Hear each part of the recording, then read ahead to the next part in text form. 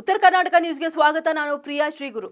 ಇನ್ನು ಒಕ್ಕಲಿಗ ಸಮುದಾಯದ ಸ್ವಾಮೀಜಿ ಕುಮಾರ್ ಚಂದ್ರಶೇಖರ್ ಸ್ವಾಮಿ ವಿರುದ್ಧ ದೂರು ದಾಖಲಿಸಿರುವ ಬಗ್ಗೆ ಪ್ರತಿಕ್ರಿಯೆ ನೀಡಿರುವ ಸಚಿವ ಪ್ರಿಯಾಂಕ್ ಖರ್ಗೆ ಅವರು ಬಿಜೆಪಿಯವರಿಗೆ ಸಂವಿಧಾನ ಕಾನೂನಿನಲ್ಲಿ ನಂಬಿಕೆ ಇಲ್ಲ, ಅವರ ಹೇಳಿಕೆ ಕಾನೂನು ಪ್ರಕಾರ ಇದೆಯಾ ಇಲ್ಲವಾ ಅನ್ನೋದು ತಿಳಿದುಕೊಳ್ಳಲಿ. ಈ ಹಿಂದೆ ಯಾರು ಕಾನೂನು ಉಲ್ಲಂಘನೆ ಮಾಡಿದ್ರು ಆ ಸ್ವಾಮೀಜಿ ಪೋಕ್ಸೋ ಕೇಸ್ನಲ್ಲಿ ಜೈಲು ಅನುಭವಿಸಿಲ್ವಾ? ಮಿಸ್ಟರ್ ಅಶೋಕ್ ಪ್ರಕಾರ ಸ್ವಾಮೀಜಿಗಳು ಕಾನೂನು ಬಹಿರಂಗವಾಗಿ ಹೇಳಿಕೆ ಕೊಟ್ಟರು ಕೂಡ ಏನು ಮಾಡಬಾರ್ದಾ? ನೀವು ಏನೇ ತಪ್ಪು ಮಾಡಿದ್ರು ಜೈ ಶ್ರೀರಾಮ್ ಅಂದ ತಕ್ಷಣ ನಿಮ್ಮ ತಪ್ಪು ಸರಿಯಾಗಿ ಹೋಗುತ್ತಾ?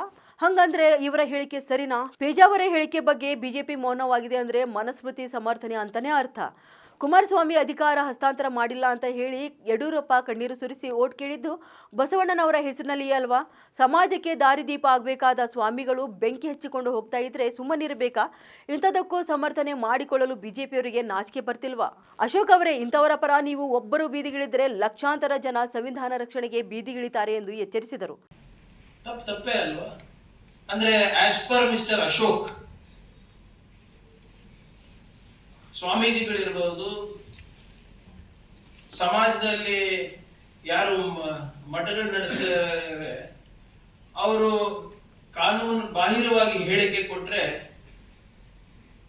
ಯಾರು ಏನು ಮಾಡಬಾರ್ದ?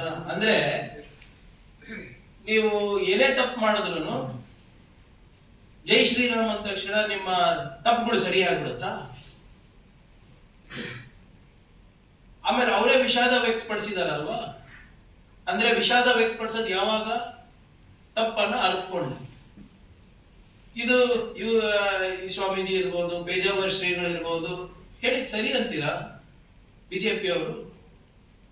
ಏನು ಪೇಜಾವರ ಶ್ರೀ ಅವರು ಹೇಳಿದಂತ ಸಂವಿಧಾನ ನಮಗೆ ಏನು ಸರಿಯಾಗಿ ಕಾಣುವಂತ ಸಂವಿಧಾನ ಬೇಕು ಅಂದ್ರೆ ಏನ್ ಅರ್ಥ?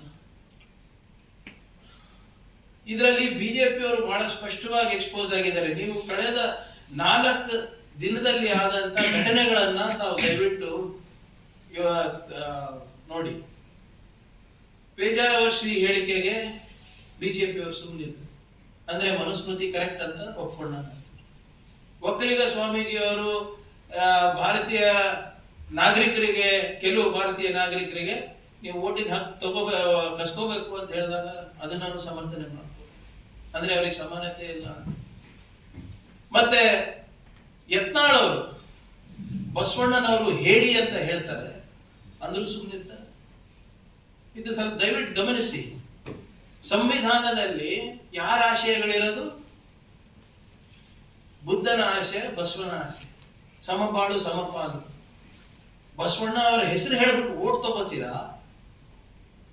ಆದ್ರೆ ಯತ್ನಾಳ್ ಅವರು ಬಸವಣ್ಣನವ್ರ ಬಗ್ಗೆ ಅವಹೇಳನಕಾರಿ ಮಾತಾಡಿದಾಗ ಒಬ್ಬನನ್ನ ಮಾತಾಡಿದ್ದೀರೇನ್ರಿ ಬಿಜೆಪಿ ಅವರು? ಎಲ್ಲಿದ್ದಾರೆ ನಿಮ್ ಸ್ಟೇಟ್ ಪ್ರೆಸಿಡೆಂಟ್ ವಿಜೇಂದ್ರ ಅವರು?